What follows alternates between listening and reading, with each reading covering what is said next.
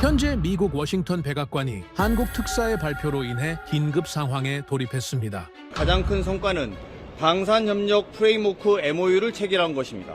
심도 있는 논의를 통해 650억 달러 이상의 사업을 함께 추진하기로 하였습니다. 한국 UAE 협약금 총 650억 달러.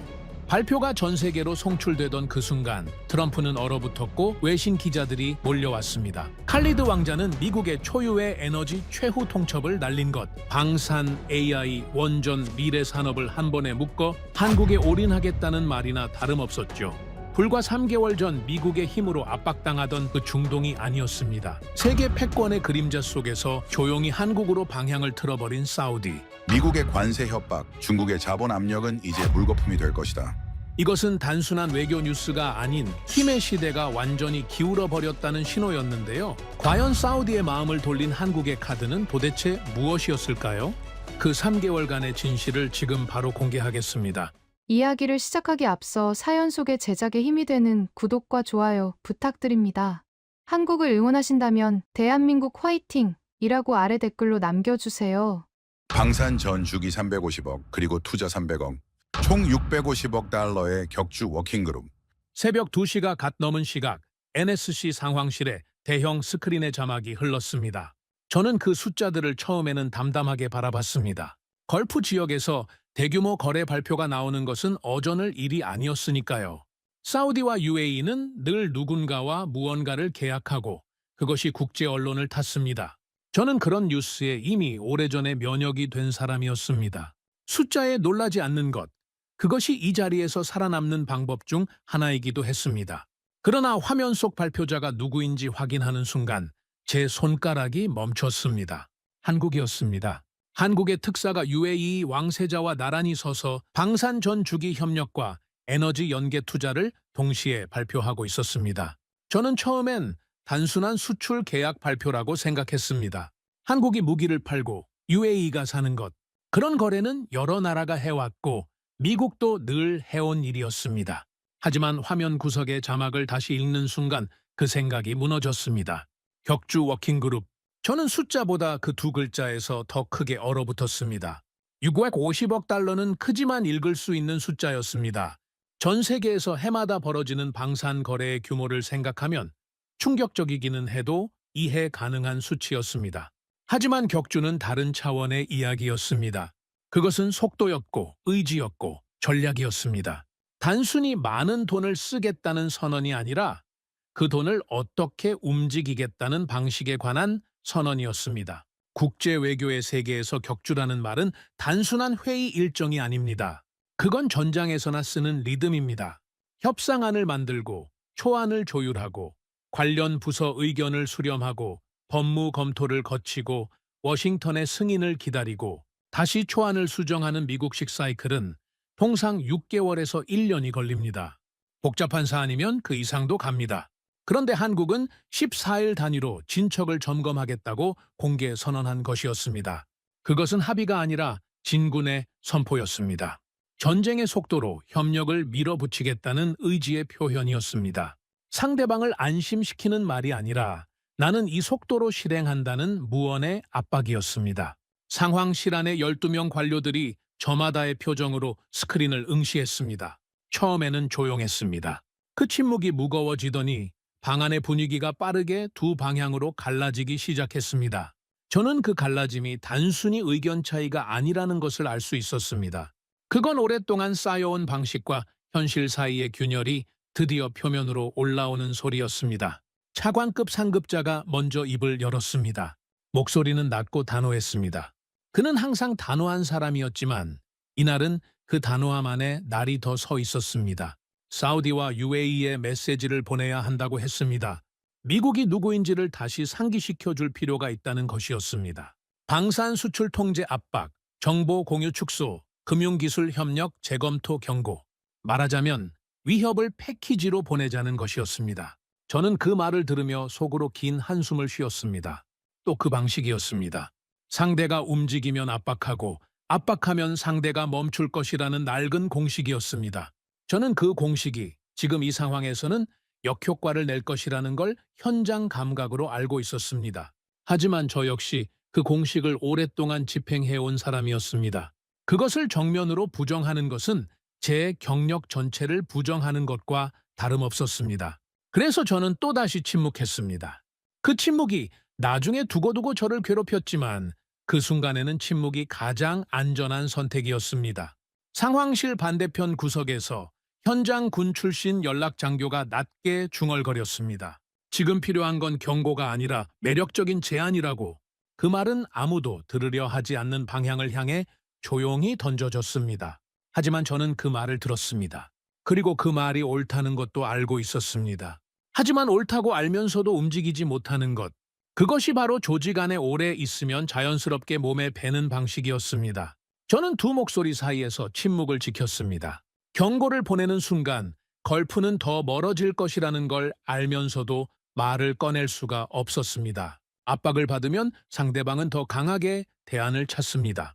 그것이 국가의 본능이고 인간의 본능입니다. 하지만 조직은 늘 더 세게를 선택해왔고 저는 그 선택의 실무 집행자로 오랜 세월을 살아온 사람이었습니다. 그 사실이 이날 새벽 처음으로 불편하게 다가왔습니다. 스크린 속 자막이 다시 한번 돌아왔습니다. 격주 워킹그룹.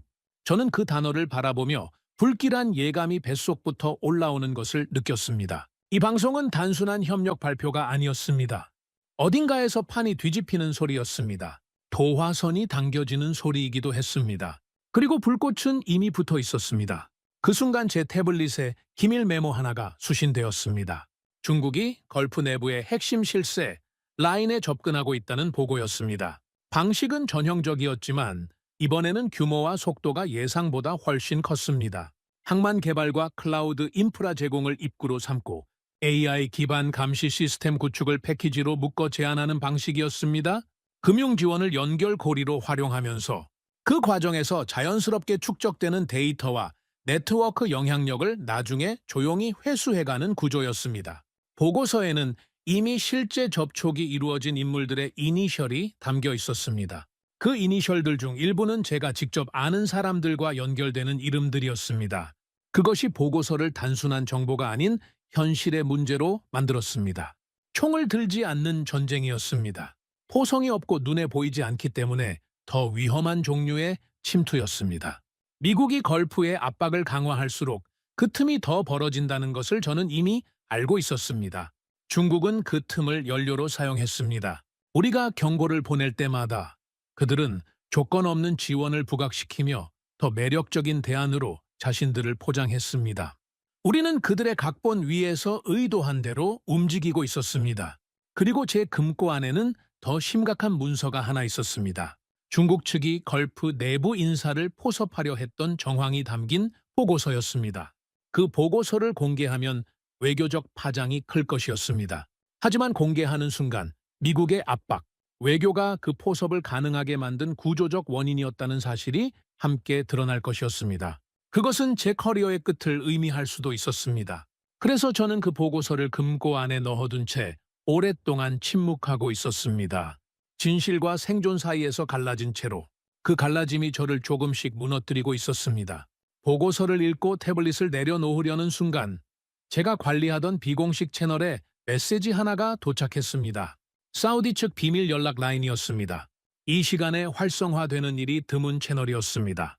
화면에 뜬 짧은 문장을 읽는데 채 3초도 걸리지 않았습니다. 하지만 그 문장이 제 안에서 오래 머물렀습니다. 사우디는 새로운 파트너십 옵션을 검토 중이며 조건이 아닌 실행을 원한다는 내용이었습니다. 옵션이라는 단어가 제 목을 조였습니다. 오랜 경험으로 배운 것이 있습니다. 동맹은 옵션을 검토하지 않습니다. 계속 이어가야 할 관계에 있는 쪽은 그 단어를 선택하지 않습니다. 탈출구를 찾는 사람만이 옵션을 검토합니다. 그 한 문장 안에 사우디가 지금 어느 방향을 바라보고 있는지가 압축되어 있었습니다. 그리고 그 끝에 무엇이 있는지를 저는 이미 예감하고 있었습니다. 저는 즉시 추가 정보 라인을 가동했습니다. 아직 새벽이었지만 여러 채널을 통해 단서들을 끌어모았습니다. 몇 시간에 걸쳐 흘러 들어온 조각들이 하나의 그림으로 완성되기 시작했습니다. 사우디의 핵심 실세가 한국 측과 접촉을 시도하고 있다는 내용이었습니다. 그것도 단순한 무기 구매 차원이 아니었습니다. 방산 전 주기의 에너지 원전 연계, AI 전력 수요 관리까지 묶은 복합 패키지 방식으로 UAE에서 이미 발표된 구조와 거의 동일한 형태였습니다. UAE가 먼저 손을 잡았고 사우디는 그것을 옆에서 지켜보며 자신들의 선택지를 조용히 계산하고 있었습니다. 단순히 따라가는 것이 아니었습니다. 사우디는 UAE의 결과를 검증 데이터 삼아 더 큰 판을 벌이려는 것이었습니다. 머릿속에서 그림 하나가 완성됐습니다. 미국은 줄을 세웠습니다. 중국은 돈으로 포섭하려 했습니다. 그런데 한국은 실행 시스템으로 신뢰를 만들고 있었습니다. 세 가지 방식이 동시에 걸프를 향해 뻗어 있었는데 걸프는 이미 한 방향으로 기울어지고 있었습니다. 그 방향의 끝에 한국이 있었습니다. 새벽빛이 상황실 창문 틈으로 스며들기 시작할 무렵 저는 오랫동안 자리에서 일어나지 못했습니다. 주변 관료들이 하나둘 빠져나가고 인원이 줄었지만 저는 스크린을 끄지 않은 채 그 자리에 있었습니다. 스크린 속 한국 특사의 얼굴이 중계 화면에 남아 있었습니다. 그 얼굴을 바라보며 저는 이상한 감정을 느꼈습니다. 경쟁심인지, 경외감인지 아니면 두려움인지 구분하기 어려운 무언가였습니다. 오랫동안 한국을 기술은 좋지만 속도가 느린 동맹 정도로 평가해온 제 인식이 그 새벽 한 번도 느껴보지 못한 방식으로 흔들리고 있었습니다. UAE 발표는 도화선이었습니다. 사우디의 메시지는 이미 불꽃이 붙었다는 신호였습니다. 문제는 미국이 그 불꽃을 끄려 한다는 것이 아니었습니다. 진짜 문제는 미국이 불꽃을 끄는 방법밖에 배우지 않았다는 것이었습니다. 불이 왜 붙었는지, 어디서 시작됐는지를 들여다보는 대신 반사적으로 소화기를 들이대는 것이 우리의 오랜 방식이었습니다. 그리고 그 방식이 오늘 이 순간에도 반복되려 하고 있었습니다. 12년 동안 옳다고 믿어온 방식이 처음으로 흔들리는 것을 느꼈습니다. 그 흔들림은 낯설었습니다. 불편했습니다. 하지만 동시에 오래 억눌려 있던 무언가가 수면 위로 올라오는 것 같은 감각이기도 했습니다. 저는 그것을 공포라고 불렀습니다. 그리고 그 공포의 정체는 이것이 끝이 아니라 시작이라는 예감이었습니다. 며칠 뒤 저는 리야드에 내려 있었습니다. 왕실 전략위원회 별관, 공식 의전이 생략된, 그래서 오히려 더 중요한 자리였습니다. 공식 채널을 통한 만남이 아닌 비공개 접촉이라는 것 자체가 이미 많은 것을 말해주고 있었습니다. 사우디는 미국이 모르게 이 자리를 마련한 것이 아니었습니다. 미국이 알아도 상관없다는 태도로 자리를 잡은 것이었습니다. 그 차이가 중요했습니다. 과거였다면 이런 회동은 반드시 사전에 워싱턴에 보고되고 조율됐을 것입니다. 하지만 지금 사우디는 그 절차를 생략했습니다. 그것이 무엇을 의미하는지 저는 리야드 공항에 내리는 순간부터 알고 있었습니다.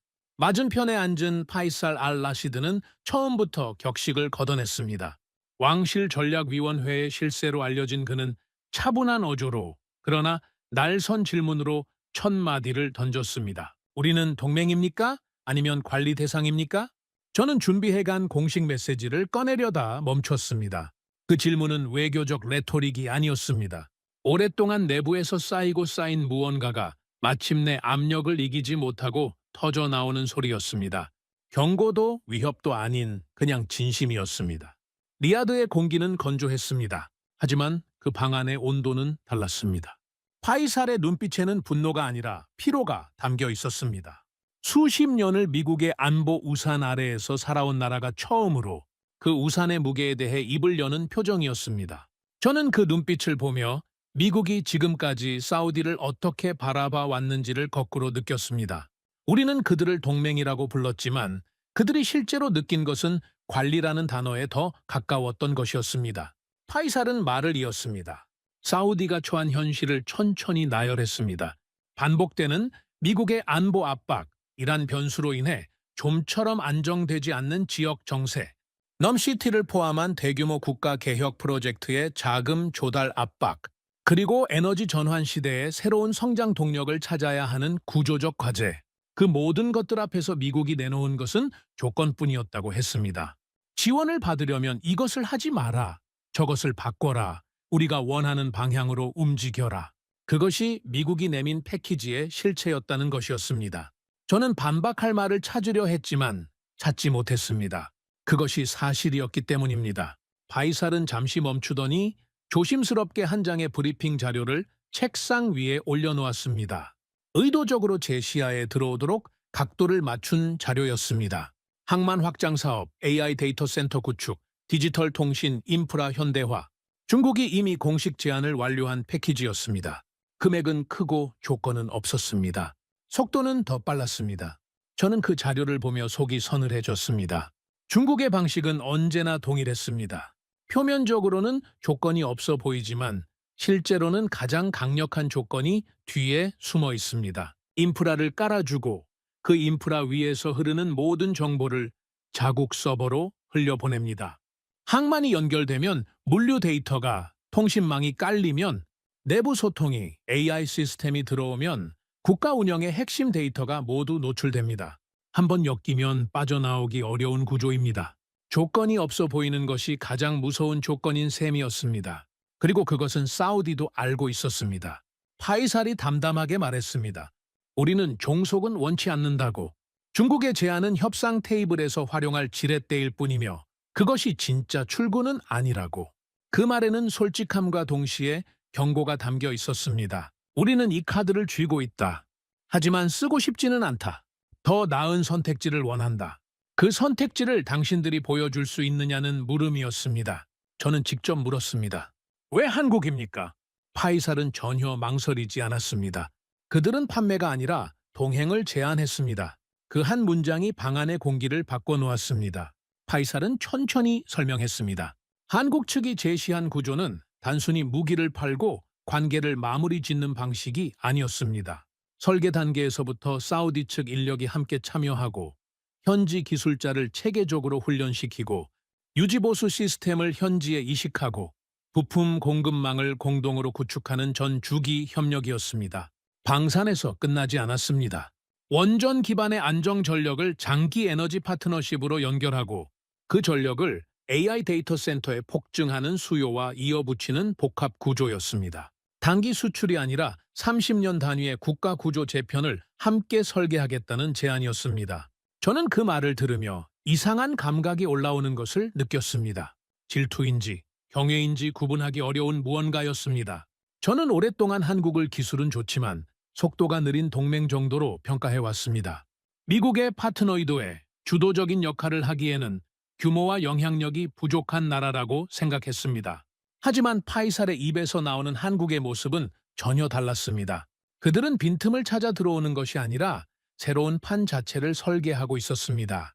그리고 파이살을 결정적으로 움직인 것이 따로 있었습니다. 한국 측은 격주 단위 실행 점검을 약속했다는 것이었습니다. 서류에 도장을 찍고 끝나는 합의가 아니라 14일마다 진척 상황을 공동으로 확인하겠다는 선언이었습니다.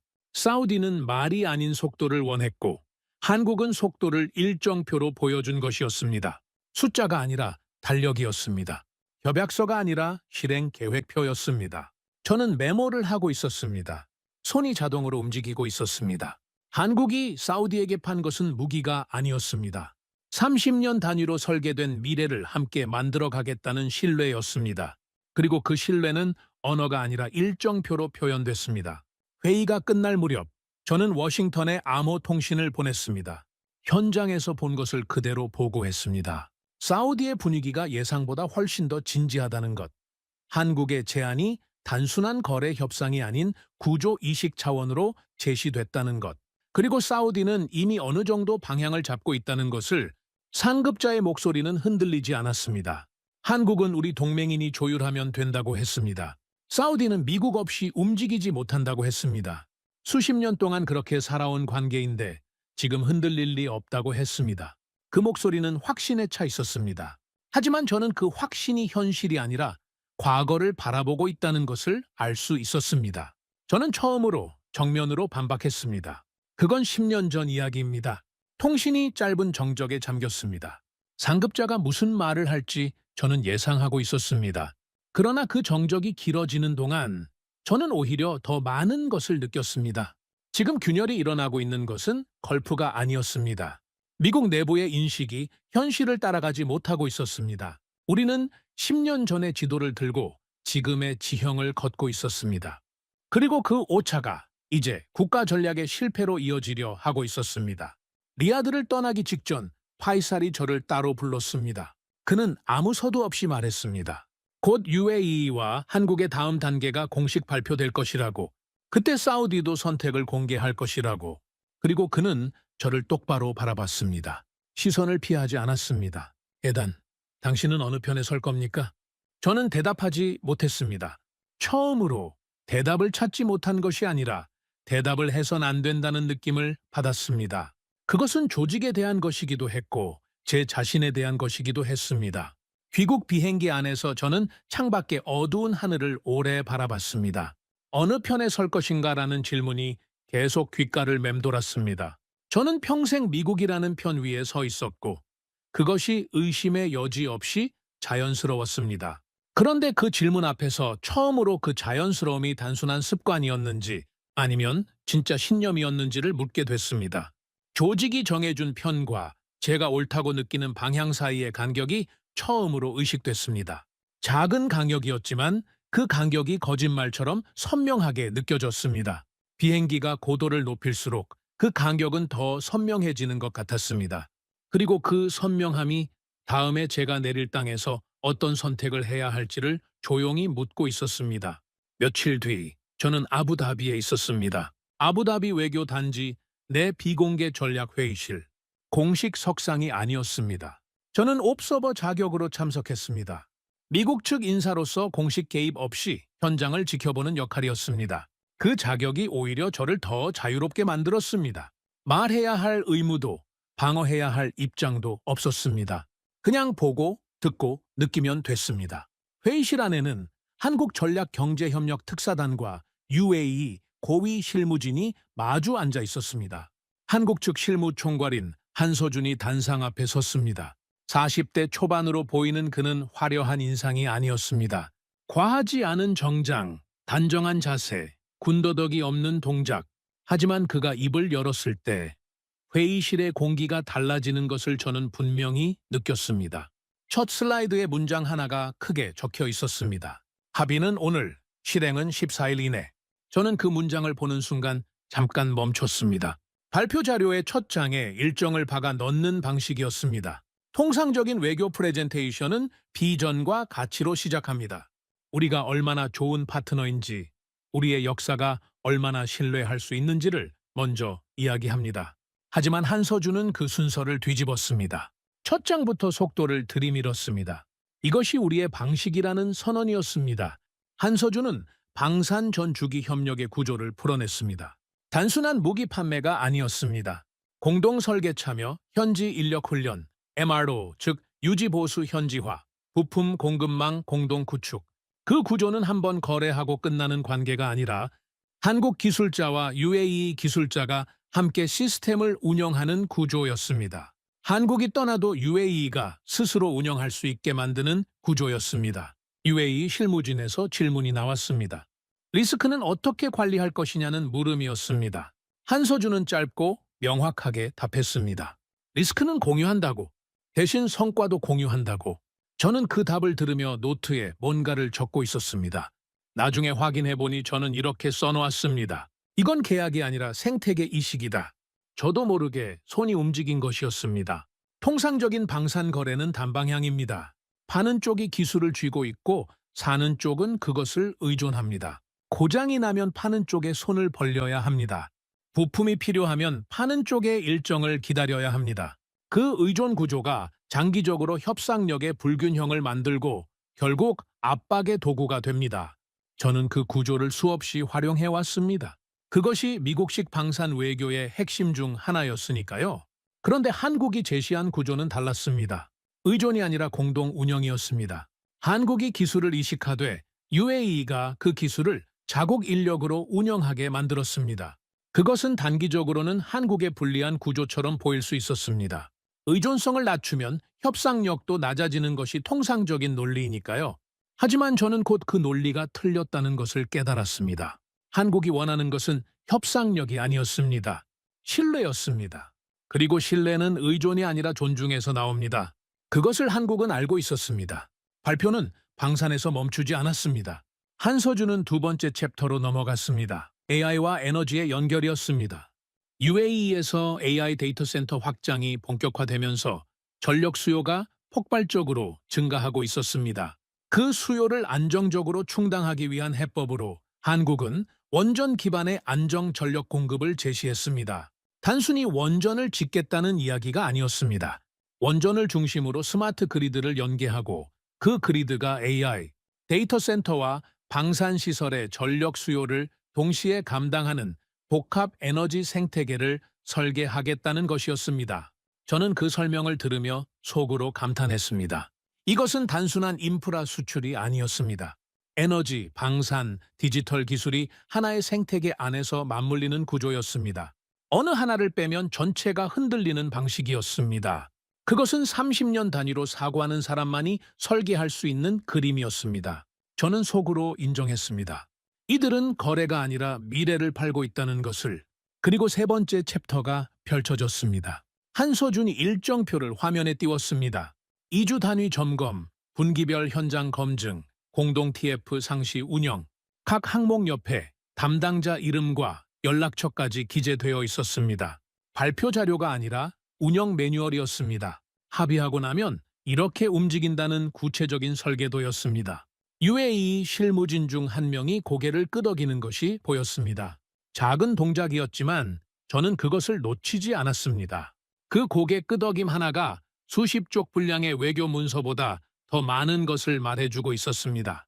저는 그 순간 깨달았습니다. 미국은 6개월을 검토했습니다. 중국은 돈을 먼저 쌓아놓고 기다립니다. 한국은 14일 안에 첫 결과물을 내놓겠다고 말합니다. 그리고 그 말을 일정표로 증명합니다. 세 나라가 같은 상대에게 접근하는 방식이 이렇게 달랐습니다. 그리고 결과가 어디로 기울지는 이미 보이고 있었습니다. 회의가 끝난 뒤 저는 복도에서 한서준과 짧게 마주쳤습니다. 저는 참지 못하고 물었습니다. 왜 이렇게 서두릅니까? 그는 미소를 짓지 않았습니다. 하지만 그 표정 안에는 거만함도 긴장도 없었습니다. 담담함이었습니다. 그리고 담담하게 말했습니다. 우린 압박 대신 결과로 설득합니다. 시간이 가장 공정하니까요. 그 말이 제 머리를 강하게 때렸습니다. 짧은 문장이었지만 그 안에 많은 것이 담겨 있었습니다. 압박 대신 결과. 저는 오랫동안 압박으로 상대를 움직여 왔습니다. 하지만 한서준은 그 방식을 처음부터 선택하지 않았습니다. 결과를 쌓고 그 결과가 스스로 말하게 했습니다. 그리고 그것이 더 오래가는 신뢰를 만든다는 것을 알고 있었습니다. 처음으로 저는 위협이 아니라 존중을 느꼈습니다. 아니, 정확히 말하면 존중받는다는 느낌이 아니었습니다. 제가 오랫동안 존중하지 않아 온 무언가를 처음으로 마주하는 느낌이었습니다. 그것이 더 불편했습니다. 회의실을 나오며 저는 워싱턴으로부터 긴급 메시지를 받았습니다. 상급자였습니다. 한국이 판을 키우기 전에 미국이 먼저 움직여야 한다는 내용이었습니다. 걸프에 대한 압박 수위를 높이고 한국의 역할을 제한할 방안을 검토하라는 지시였습니다. 저는 그 메시지를 읽으며 한동안 복도 한가운데에 서 있었습니다. 회의실 안에서 방금 목격한 것과 메시지 속에 담긴 지시 사이의 간격이 너무 컸습니다. 회의실 안에서는 신뢰를 쌓는 방식을 받고 메시지 안에는 그것을 무너뜨리는 방식이 담겨 있었습니다. 동시에 파이살의 메시지도 도착했습니다. 사우디가 결정을 앞두고 있다고. 그리고 에단 당신의 입장은 무엇이냐고. 저는 점점 모서리로 몰리고 있었습니다. 워싱턴은 압박을 원했고 파이살은 입장을 원했고 한서준이 남긴 말은 제 머릿속에서 떠나지 않았습니다. 압박 대신 결과. 그 문장이 저를 어딘가로 조용히 밀어붙이고 있었습니다. 이제 선택은 피할 수 없었습니다. 워싱턴으로 돌아온 다음 날, 저는 NSC 상황실 비공개 고위급 회의에 소집됐습니다. 회의실 분위기는 무거웠습니다. 평소에도 가볍지 않은 자리였지만 이날은 달랐습니다. 참석자들의 얼굴에서 초조함이 읽혔습니다. UAE 발표 이후 사우디의 움직임이 포착되면서 워싱턴 내부에서도 상황이 심각하다는 인식이 빠르게 확산되고 있었습니다. 하지만 그 심각함을 다루는 방식이 문제였습니다. 차관급 상급자가 테이블 중앙에 앉아 먼저 입을 열었습니다. 목소리는 여전히 낮고 단호했습니다. 사우디가 한국과 깊어지기 전에 선을 그어야 합니다. 그가 꺼낸 카드는 세 가지였습니다. 방산 수출 통제 압박을 강화하는 것, 기밀 정보 공유 수위를 낮추는 것, 그리고 금융기술 협력 재검토를 공식 경고로 보내는 것. 세 가지 모두 위협이었습니다. 협력이 아니라 강압이었습니다. 저는 그 말을 들으며 리야드 회의실에서 파이살이 했던 말을 떠올렸습니다. 우리는 동맹입니까? 아니면 관리 대상입니까? 그리고 지금 이 회의실에서 나오는 말들이 그 질문에 대한 정확한 답이 되고 있다는 것을 깨달았습니다. 우리는 사우디를 관리 대상으로 보고 있었습니다. 언제나 그래왔습니다. 그리고 그 사실을 사우디는 이미 오래전부터 알고 있었습니다. 동시에 입수된 정보가 회의 분위기를 더 어둡게 만들었습니다. 중국계 투자 컨소시엄이 사우디 디지털 인프라의 대규모 제안을 공식 제출했다는 내용이었습니다. AI 데이터 센터와 항만, 스마트 물류 통합 패키지였습니다. 중국은 타이밍을 계산하고 있었습니다. 미국이 압박을 강화하는 시점에 맞춰 조건 없는 대안을 들이밀고 있었습니다. 우리가 위협을 보내면 그들은 포옹을 내밀었습니다. 우리가 경고하면 그들은 지원을 약속했습니다. 저는 말했습니다. 우리가 압박을 강화할수록 중국에게 유리한 공간이 생깁니다. 회의실이 잠시 조용해졌습니다. 그러나 그 침묵은 제 말을 듣는 침묵이 아니었습니다. 불편한 말을 처리하는 방법을 고르는 침묵이었습니다. 상급자가 짧게 답했습니다. 한국 변수를 통제하는 것이 먼저입니다. 저는 그 말에서 무언가가 어긋나는 소리를 들었습니다. 한국은 우리 동맹이었습니다. 조율의 대상이지 통제의 대상이 아니었습니다. 하지만 그 자리에서 그 말을 꺼낸다는 것은 이 조직이 동맹을 어떻게 보고 있는지를 가장 솔직하게 드러내는 순간이기도 했습니다. 우리는 동맹을 통제해 왔습니다. 관리해 왔습니다. 그것이 우리가 배운 방식이었습니다. 며칠 뒤 저는 다시 리야드로 향했습니다. 파이살과의 두 번째 대면이었습니다. 이번에는 저도 준비했습니다. 워싱턴이 원하는 공식 메시지를 전달해야 했습니다. 미국은 동맹의 안보 일관성을 중요하게 본다는 표현으로 포장된 실질적으로는 경고에 가까운 메시지였습니다. 파이살은 제 말이 끝나자마자 짧게 답했습니다. 일관성입니까? 통제입니까? 침묵이 방을 채웠습니다. 그 짧은 질문이 제가 가져온 모든 외교적 수사를 벗겨냈습니다. 저는 대답하지 못했습니다. 왜냐하면 그 질문에 대한 정직한 대답을 저 스스로도 알고 있었기 때문입니다. 통제였습니다. 우리는 통제를 일관성이라고 불러왔습니다. 파이살은 더 이상 숨기지 않았습니다. 그는 테이블 위에 문서 하나를 놓았습니다.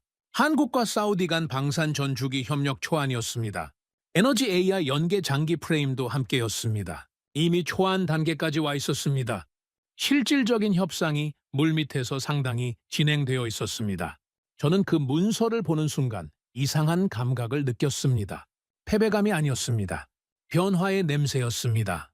무언가가 돌이킬 수 없는 방향으로 움직이고 있다는 감각이었습니다. 그리고 그것이 반드시 나쁜 일이 아닐 수도 있다는 아직은 희미한 생각이 처음으로 스쳤습니다. 우리는 중국의 종속도, 미국의 조건도 원치 않습니다. 한국은 우리에게 균형추를 제시했습니다. 파이살의 그 말이 제 귀에 오래 남았습니다. 균형추. 사우디는 어느 한쪽에 완전히 기대려는 것이 아니었습니다. 미국도 중국도 한국도 각각의 역할을 가지되 그 어느 쪽에도 완전히 종속되지 않는 구조를 원했습니다. 그리고 한국은 그 균형추 역할을 자처했습니다. 미국과 적대하지 않으면서 중국을 밀어내지도 않으면서 사우디가 선택권을 유지할 수 있도록 도와주는 위치를 선택한 것이었습니다. 저는 워싱턴으로 돌아와 보고서를 작성했습니다. 두 가지 버전을 동시에 써내려갔습니다. A하는 압박 유지 필요라고 적었습니다. 사우디에 대한 경고 수위를 높이고 한국의 역할을 제한하는 방향이었습니다. 조직이 원하는 결론이었습니다. 반은 새로운 접근이 필요하다고 적었습니다. 한국 모델을 검토하고 미국이 동맹을 관리가 아닌 파트너십으로 재설계해야 한다는 내용이었습니다. 조직이 불편해할 결론이었습니다. 저는 커서를 깜빡이는 화면 앞에서 오랫동안 멈춰 있었습니다. 이것은 단순한 정책 문서가 아니었습니다. 여기에는 제 경력이 걸려 있었습니다. 제 신념이 걸려 있었습니다. 미국의 자존심도 걸려 있었습니다. 그리고 동맹의 미래도 걸려 있었습니다. 그 모든 것이 한 문서 안에 압축되어 있었습니다. 안을 선택하면 조직은 안심할 것이었습니다. 저는 살아남을 것이었습니다. 하지만 걸프는 더 멀어질 것이었습니다. 중국은 더 깊이 파고들 것이었습니다. 그리고 결국 미국은 안보 제공자에서 구경꾼으로 전락하는 미래를 맞이할 것이었습니다. 제가 가장 두려워하던 바로 그 미래였습니다. 반을 선택하면 조직은 불편해할 것이었습니다. 제 충성심이 의심받을 것이었습니다. 하지만 적어도 현실을 현실로 기록하는 것이었습니다. 그것이 분석관의 역할이라는 것을 저는 알고 있었습니다. 커서는 계속 깜빡였습니다. 저는 처음으로 조직보다 현실을 생각하고 있었습니다. 그 생각이 어디로 이어질지 아직은 알 수 없었습니다. 하지만 그 생각을 멈출 수가 없었습니다. 리야드로부터 보고가 올라오기 시작한 것은 한국 사우디 비공개 실무 TF가 가동된 지 열흘째 되던 날이었습니다. 저는 그 보고를 비공식 경로로 받았습니다. 공식 채널을 통한 것이 아니었습니다. 제가 오랫동안 관리해온 현장 연락망을 통해 흘러들어온 내용이었습니다. 처음 보고서 첫 줄을 읽었을 때 저는 2번 확인했습니다. 내용이 믿기지 않아서가 아니었습니다. 믿기지 않아야 한다는 생각이 들어서였습니다. 한국 측 워킹그룹이 가동 첫 14일 안에 방공체계 통합 시뮬레이션 결과를 제출했다는 내용이었습니다. 현지 정비 인력 훈련 일정도 확정됐고 기술 이전 범위 초안도 공유됐습니다. 합의 이후 첫 보고가 나오는데 보통 몇 달이 걸리는 이 세계에서 한국은 2주 안에 결과물을 만들어냈습니다. 리야드 국방부 산하 전략조정실에 파견된 사우디 실무진이 그 문서를 받아들고 한 반응이 보고서에 그대로 담겨 있었습니다. 이건 제안서가 아니라 작업 보고서다. 저는 그 문장을 읽으며 잠시 멈췄습니다. 제안서와 작업 보고서 사이의 거리가 얼마나 먼지를 저는 12년의 경력 동안 누구보다 잘 알고 있었습니다. 제안서는 가능성을 이야기합니다. 작업 보고서는 완료된 것을 이야기합니다. 한국은 14일 만에 가능성을 완료로 바꿔놓았습니다. 며칠 뒤 2번째 보고가 들어왔습니다. 기존 사우디 방공 시스템과 한국이 제안한 체계 간의 연동 모의 테스트 결과였습니다.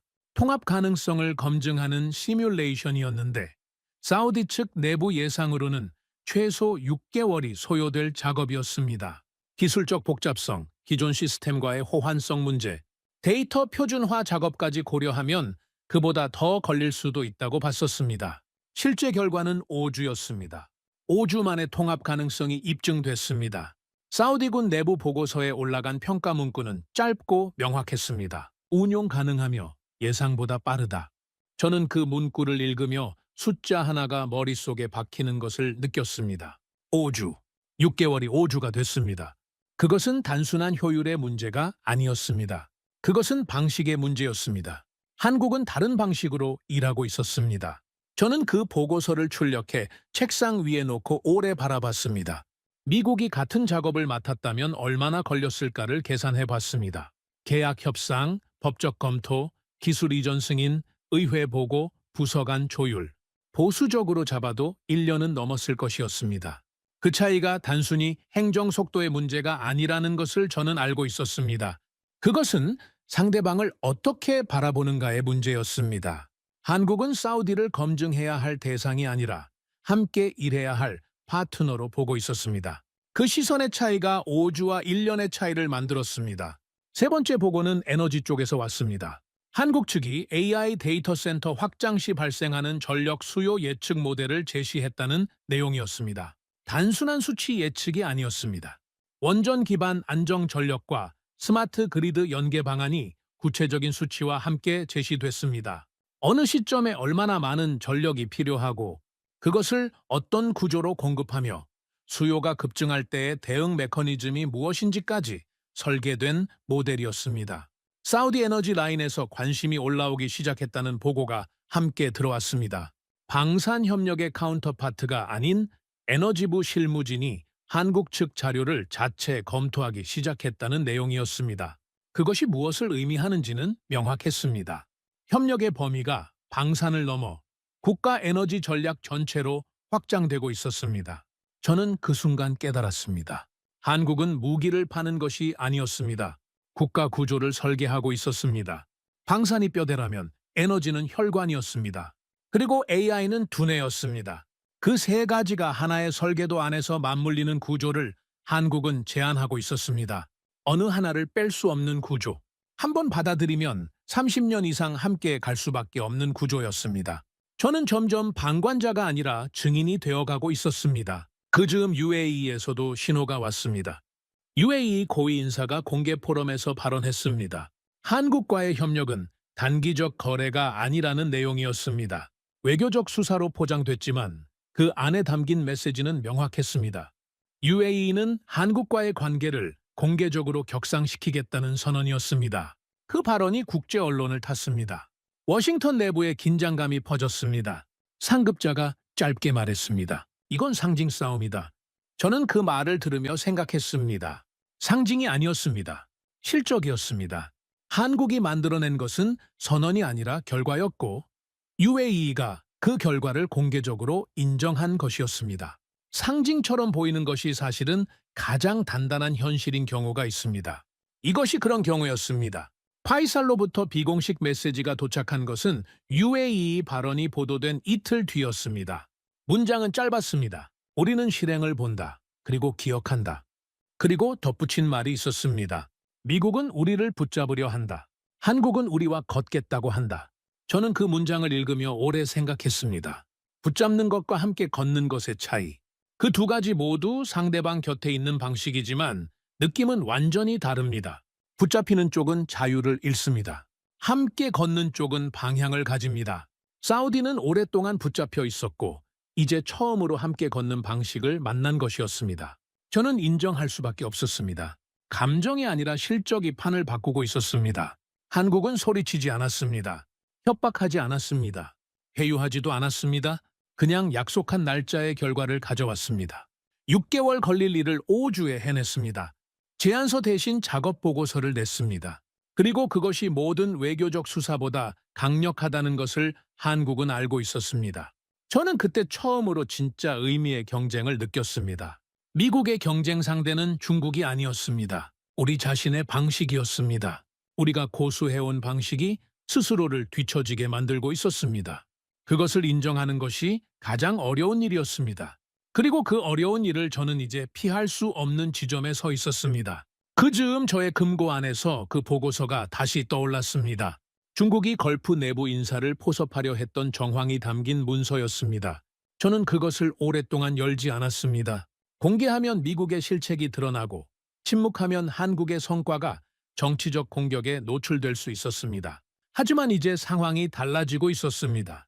판이 커질수록 그 보고서를 계속 금고 안에 가둬두는 것이 더 큰 문제를 만들 수 있었습니다. 진실은 늦어도 반드시 도착해야 한다는 생각이 처음으로 머릿속에서 선명하게 떠올랐습니다. 그 생각이 다음 챕터에서 저를 어디로 이끌지 그 순간에 저는 아직 몰랐습니다. 그것은 회의 시작 이틀 전에 나타났습니다. 사우디 내부 전략 회의를 앞두고 출처 불명의 보고서가 관련 실무진 사이에 조용히 유포됐습니다.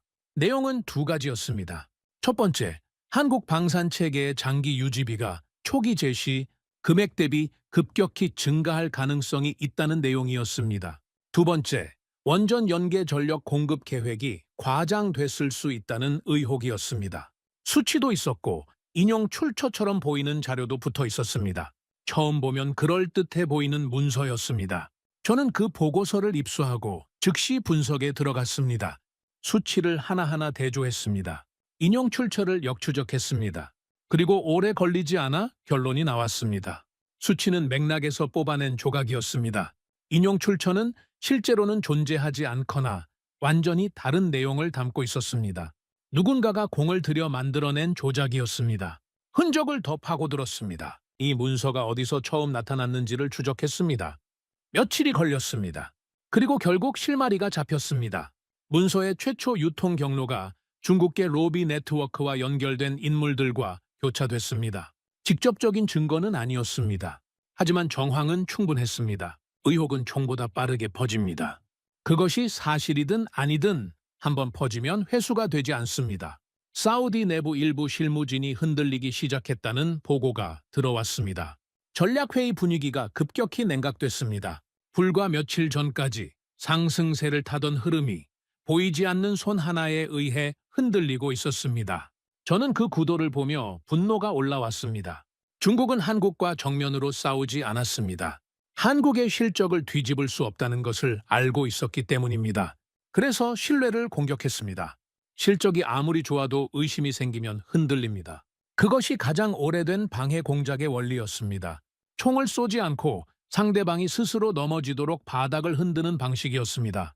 그리고 워싱턴에서는 또 다른 종류의 압박이 시작됐습니다. 제가 작성한 반보고서, 새로운 접근이 필요하다는 내용의 문서가 상부에서 문제시됐습니다. 상급자가 저를 별도로 불렀습니다. 회의실 문이 닫히자마자 그가 물었습니다. 당신은 한국의 로비스트입니까? 미국의 관리입니까? 그 질문이 공기를 가르는 소리가 들리는 것 같았습니다. 저는 차갑게 느껴지는 의자의 등을 기댄 차에 그 말을 받아냈습니다. 12년 동안 한 번도 받아본 적 없는 종류의 공격이었습니다. 충성심에 대한 공개적인 의심이었습니다. 이 조직에서 충성심의 의심을 받는다는 것이 무엇을 의미하는지 저는 잘 알고 있었습니다. 커리어의 균열이 시작되는 소리였습니다. 저는 대답하기 전에 잠깐 멈췄습니다. 그리고 말했습니다. 저는 현실을 보고하는 관리입니다. 그 말이 상급자의 마음을 바꾸지는 못했습니다. 회의실을 나오면서 저는 이제 물러설 자리도 숨을 곳도 없다는 것을 느꼈습니다. 조직은 저를 의심하기 시작했고, 걸프는 흔들리고 있었고, 중국은 그 흔들림을 조용히 넓히고 있었습니다. 파이살이 정역적인 제안을 해온 것은 바로 그 시점이었습니다. 의혹을 공개 검증하자는 것이었습니다. 한국, 사우디, 미국 실무진이 함께 모여 유포된 보고서의 내용을 기술적으로 검토하자는 제안이었습니다. 테이블 위에 올려놓고 투명하게 따져보자는 것이었습니다. 그 제안은 동시에 미국을 향한 시험이기도 했습니다. 우리가 그 자리에 앉느냐 거부하느냐가 미국이 이 상황을 어떻게 보고 있는지를 보여주는 신호가 될 것이었습니다. 워싱턴은 즉각 난색을 표했습니다. 그 자리에 앉는다는 것이 한국의 역할을 공식적으로 인정하는 모양새가 된다는 이유였습니다. 체면의 문제였습니다. 전략의 문제가 아니라 체면의 문제였습니다. 저는 처음으로 강하게 밀었습니다. 거부하면 우리가 패배를 자인하는 겁니다. 의혹이 사실이 아님을 알면서도 검증을 거부한다면 그것이야말로 가장 강력한 자기 고백이 된다는 것이었습니다. 설득이 쉽지 않았습니다. 하지만 결국 참여 승인이 났습니다. 회의는 리야드에서 열렸습니다. 세 나라 실무진이 한 테이블에 앉았습니다. 긴장이 최고조에 달한 회의실이었습니다. 분위기는 차가웠습니다. 서로를 향한 시선에 경계가 담겨 있었습니다. 저는 미국 측 자리에 앉아 한서준이 어떻게 나올지를 지켜봤습니다. 한서준은 흔들리지 않았습니다. 그는 방어하지 않았습니다. 변명하지 않았습니다. 대신 데이터를 펼쳤습니다. 비용 구조를 항목별로 투명하게 공개했습니다. 유지보수 주기 시뮬레이션 결과를 실시간으로 돌렸습니다. 원전 전력 연계 모델을 단계별로 검증했습니다. 유포된 보고서의 수치가 어떤 맥락에서 뽑혔고 실제 데이터와 얼마나 다른지를 나란히 놓았습니다. 중국발 의혹은 하나씩 반박됐습니다. 수치가 거짓이라는 것이 수치로 증명됐습니다. 인용 출처가 존재하지 않거나 왜곡됐다는 것이 원본과의 대조로 드러났습니다. 사우디 실무진이 고개를 끄덕이기 시작했습니다.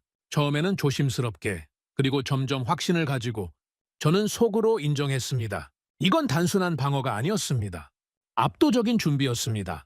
한서준은 이미 이 공격을 예상하고 있었던 것처럼 보였습니다. 아니, 어쩌면 실제로 예상하고 있었을지도 몰랐습니다. 실적이 있는 사람은 의혹이 와도 흔들리지 않습니다. 보여줄 것이 있으니까요. 한서준은 그것을 알고 있었습니다. 회의실에서 처음으로 침묵이 우리 편이 됐습니다. 검증이 끝났습니다. 결론은 명확했습니다. 유포된 보고서는 사실에 근거하지 않았습니다. 사우디 실무진의 표정이 바뀌었습니다. 냉각됐던 분위기가 다시 돌아오기 시작했습니다. 저는 그날 밤 오랫동안 금고 앞에 서 있었습니다. 그 안에 있는 보고서를 꺼낼 시간이었습니다. 중국이 사우디 내부 인사를 포섭하려 했던 정황이 담긴 문서였습니다. 공개하면 외교적 파장이 생길 것이었습니다. 제 커리어에도 영향이 올 수 있었습니다. 하지만 이제 침묵은 선택지가 아니었습니다. 한서준이 투명하게 데이터를 꺼낸 것처럼 저도 꺼내야 할 것이 있었습니다. 그것이 조직의 논리가 아니라 현실을 위한 선택이었습니다. 저는 진실이 늦어도 반드시 도착해야 한다는 것을 오래전부터 알고 있었습니다. 다만 그 도착을 제가 직접 이끌 용기가 없었을 뿐이었습니다. 저는 금고를 열었습니다. 보고서를 꺼냈습니다. 그리고 제한적 정보 공유 형식으로 중국의 사우디 내부 인사 접근 정황을 파이살 측에 전달하기로 결정했습니다. 공식 채널이 아닌 비공식 경로였습니다. 조직의 승인을 받지 않은 결정이었습니다.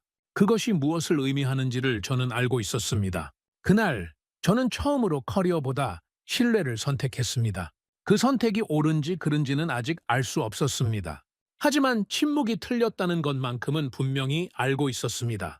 틀린 것을 멈추는 것, 그것이 옳은 것을 시작하는 첫 번째 방식이라는 것을 저는 이제 믿기 시작했습니다.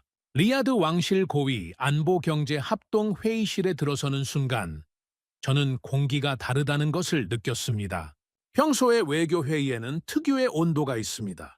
조심스럽고 계산적이며 모든 말이 두 겹, 세 겹으로 포장됩니다. 그런데 이날은 달랐습니다. 포장이 없었습니다. 방 안의 모든 사람이 이미 결론을 향해 수렴하고 있다는 것을 느낄 수 있었습니다. 오늘은 논의하는 날이 아니었습니다. 선택을 확정하는 날이었습니다. 참석자는 사우디 왕실 전략위원회, 국방 라인, 에너지 라인, 투자청 핵심 인사들이었습니다.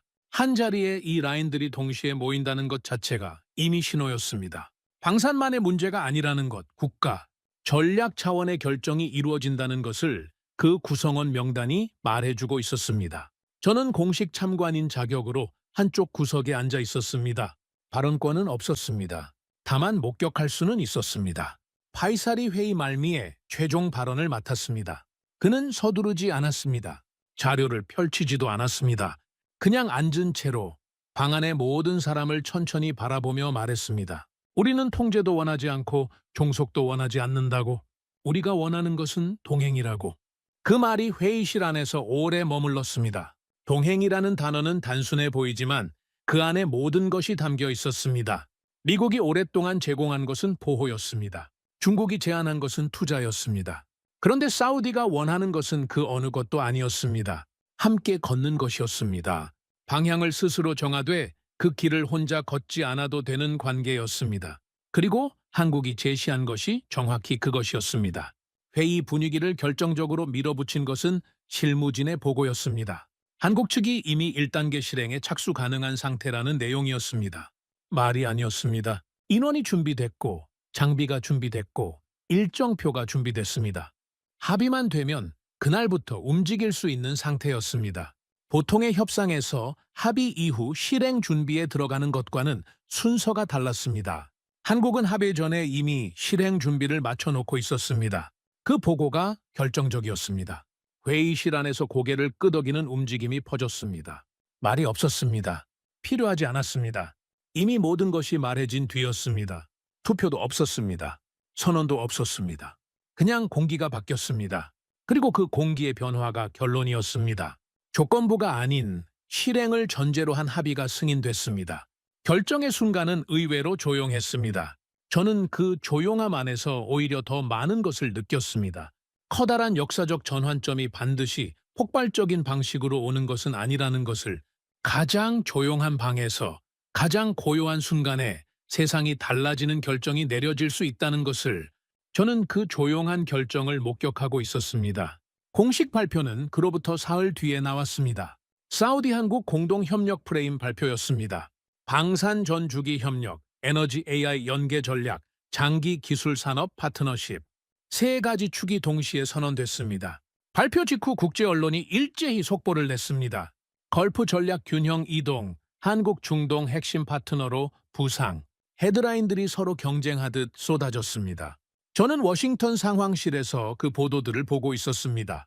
방 안이 조용했습니다. 발표 직전까지만 해도 웅성거리던 사람들이 일제히 말을 잃었습니다. 누군가는 분노했고, 누군가는 허탈해했고, 누군가는 아무 표정도 짓지 않았습니다. 상급자들은 말을 아꼈습니다. 그 침묵이 오히려 더 많은 것을 말해주고 있었습니다. 저를 향한 조치는 보류 상태였습니다. 충성심 의심, 비안 보고서 논란, 비공식 정보 공유 결정, 그 모든 것들이 아직 결론 나지 않은 차에 공중에 떠 있었습니다. 저는 그 불확실함을 알고 있었지만 이상하게도 두렵지 않았습니다. 아니, 두려움이 없는 것이 아니었습니다. 두려움보다 더 강한 무언가가 그 자리를 채우고 있었습니다. 상급자 중 한 명이 낮게 말했습니다. 우리는 재조정이 필요하다. 그 말이 처음으로 현실을 인정하는 소리처럼 들렸습니다. 분노가 아니었습니다. 방어가 아니었습니다. 인정이었습니다. 12년 동안 제가 한 번도 들어보지 못한 종류의 인정이었습니다. 저는 그 말을 들으며 이 조직이 아직 살아있다는 것을 느꼈습니다. 인정할 수 있는 조직은 변할 수 있는 조직이었습니다. 발표 당일 저녁, 파이살이 저를 따로 불렀습니다. 공식 행사가 끝난 뒤였습니다. 사람들이 빠져나간 복도 한켠이었습니다. 그는 서류도 자료도 없이 그냥 서 있었습니다. 오래 알고 지낸 사람처럼 편안한 자세였습니다. 그리고 말했습니다. 에단, 우리는 미국을 떠난 것이 아니라고. 우리는 균형을 찾은 것이라고. 저는 그 말을 듣는 순간 뭔가가 풀리는 것을 느꼈습니다. 오랫동안 이것이 미국의 패배라는 프레임 안에서 생각해왔습니다. 하지만 파이살의 말이 그 프레임을 바꿨습니다. 사우디가 한국과 손을 잡은 것은 미국을 버린 것이 아니었습니다. 어느 하나에 완전히 기대지 않는 균형을 찾은 것이었습니다. 그리고 그 균형은 장기적으로 미국에도 나쁘지 않은 구도였습니다. 종속된 동맹은 언제든 무너지지만 선택한 동맹은 오래 갑니다. 파이살이 마지막으로 덧붙였습니다. 한국은 우리를 존중했습니다. 존중은 힘보다 오래 갑니다. 저는 그 말을 오래 들었습니다. 존중은 힘보다 오래 간다. 그것이 제가 12년 동안 배우지 못한 것이었습니다. 아니, 어쩌면 알고 있었지만 조직의 논리 안에서 선택하지 못한 것이었습니다. 한국은 그것을 선택했습니다. 그리고 그 선택이 이 결과를 만들었습니다. 저는 처음으로 패배감이 아닌 이해를 느꼈습니다. 사우디 한국 발표 이후 국제사회의 분위기가 달라지는 데는 오래 걸리지 않았습니다. 국제전략 분석 보고서들에서 새로운 표현들이 등장하기 시작했습니다. 전통적 안보 구도 재정렬, 중견 기술 강국의 영향력 확대. 몇 달 전까지만 해도 변방의 이야기였던 것들이 이제 주요 분석의 중심 언어가 됐습니다. 미국과 중국 모두 공식 분석 채널에서 예상 밖 변수라는 표현을 사용하기 시작했습니다. 그 예상 밖 변수의 이름은 한국이었습니다. UAE는 후속 협력 로드맵을 구체화했습니다.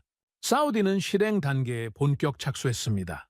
걸프 전체에서 한국이라는 이름이 새로운 방식으로 불리기 시작했습니다. 파트너, 동반자, 설계자, 단순한 수출국이 아닌 국가 구조를 함께 만드는 존재로 인식되기 시작했습니다. 저는 그 변화를 데이터로 추적하며 한 가지를 확인했습니다. 한국이 한 것은 기존 질서를 파괴하는 것이 아니었습니다. 기존 질서가 채우지 못한 빈틈을 채운 것이었습니다. 미국이 힘으로 세운 구도와 중국이 돈으로 파고든 구도 사이에 신뢰와 실행으로 만든 세 번째 공간이 생겨난 것이었습니다. 그 공간은 누군가를 밀어낸 것이 아니었습니다. 존재하지 않던 공간을 새로 만든 것이었습니다. 워싱턴 내부에서도 변화의 기류가 생겼습니다. 비공개 전략 검토 회의에서 새로운 기조가 처음으로 언급됐습니다. 압박 중심 접근의 한계를 인정하는 표현이었습니다. 파트너 주도형 모델을 검토해야 한다는 이야기도 나왔습니다. 몇 달 전이었다면 누군가의 커리어를 끝낼 수도 있는 발언들이었습니다. 하지만 이제는 회의실 안에서 받아들여지고 있었습니다. 재반 보고서가 재평가됐습니다. 공식적인 자리에서 호명된 것은 아니었습니다. 하지만 이후 여러 검토 문서에서 그 논지들이 다른 이름으로 등장하기 시작했습니다. 조직은 패배를 인정하는 방식으로 승자를 호명하지 않습니다. 대신 조용히 방향을 바꿉니다. 저는 그 방식을 오래 봐왔습니다. 그리고 이번에도 그 방식이 작동하고 있었습니다. 상급자가 저에게 짧게 말했습니다. 우리는 동맹을 관리하려 했고 한국은 동맹을 존중했습니다. 저는 조용히 고개를 숙였습니다. 그 말이 사과인지 인정인지 아니면 단순한 분석인지는 알 수 없었습니다. 하지만 그것이 무엇이든 그 말이 나왔다는 사실 자체가 중요했습니다. 조직이 스스로를 돌아보기 시작했다는 신호였습니다. 중국 쪽에서도 변화가 있었습니다. 사우디 내부에서 일부 디지털 인프라 프로젝트에 대한 재검토가 시작됐습니다.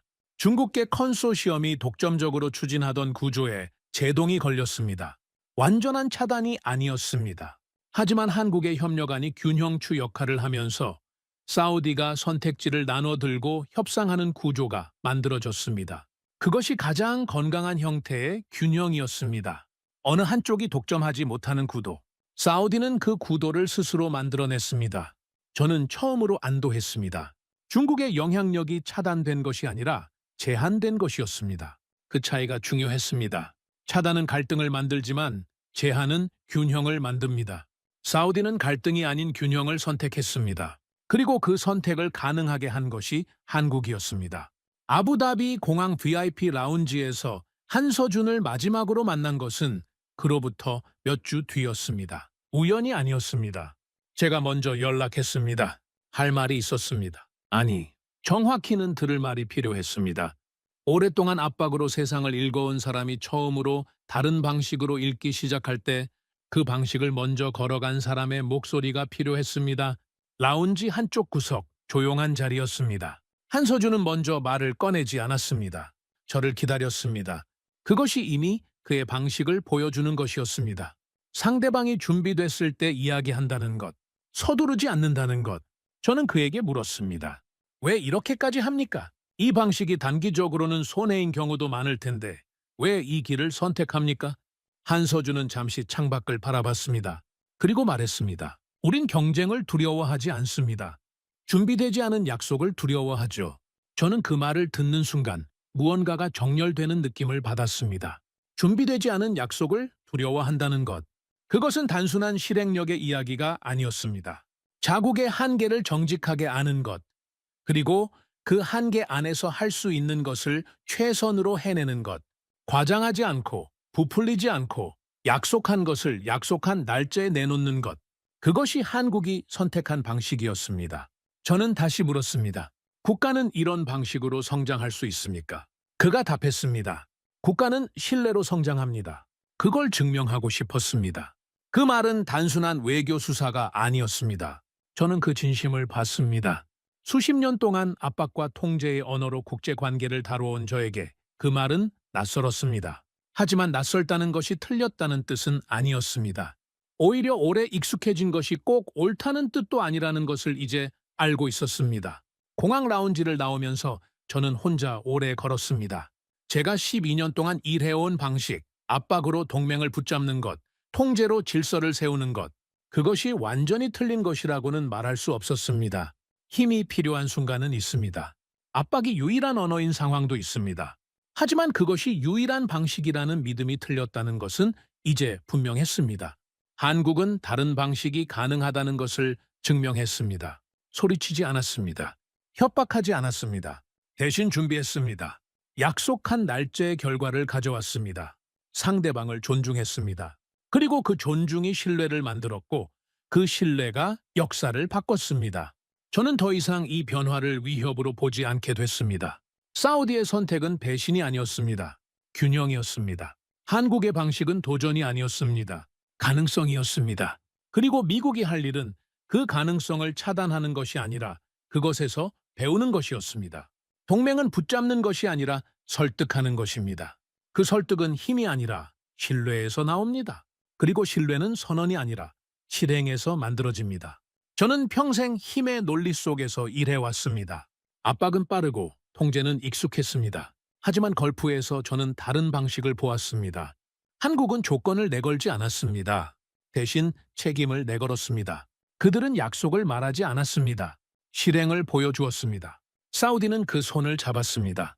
그리고 저는 인정해야 했습니다. 힘은 질서를 세울 수 있습니다. 하지만 신뢰는 미래를 세웁니다. 그날 이후 저는 동맹을 보는 눈이 달라졌습니다. 이 이야기를 들으신 여러분은 어떠셨나요? 압박이 아닌 신뢰로, 선언이 아닌 실행으로 세계 무대에서 존재감을 증명한 한국의 방식이 마음에 와닿으셨나요? 대한민국은 전쟁의 폐허에서 일어나 반세기 만에 세계가 주목하는 방산에너지 기술 강국으로 성장한 나라입니다. 그 성장의 비결은 언제나 같았습니다. 준비하고, 실행하고, 신뢰를 쌓는 것. 구독과 좋아요로 응원해 주시면 더욱 재미있는 이야기로 찾아뵙겠습니다. 해외 감동 사연을 소개해드리는 스페셜 코리아였습니다. 감사합니다.